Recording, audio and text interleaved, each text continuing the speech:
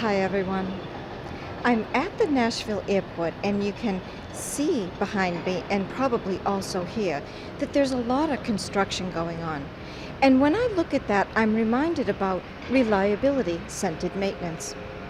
Because when an organization builds something new, whether it's a parking garage or a building or whatever structure, they always start with the foundation. And that's what reliability-centered maintenance is like. The first step in reliability-centered maintenance is writing functions. And when we write our functions properly, what we're doing is we're identifying exactly what we need from our equipment. So in essence, we are identifying the kind of reliability we want and expect from it.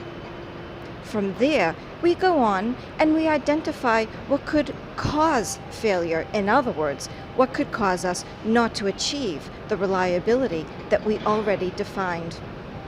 Then we write failure effects and assess consequences, and then we are in a position of strength to figure out what we should do to manage each failure mode.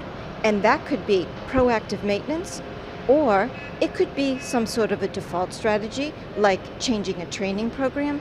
And for some failure modes, we may even identify that no scheduled maintenance is a viable way to manage that failure mode.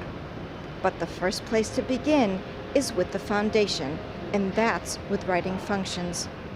So there you have it. If you're interested in achieving the kind of reliability you know you need from your equipment, reliability-centered maintenance is an excellent place to start. I'm Nancy Regan.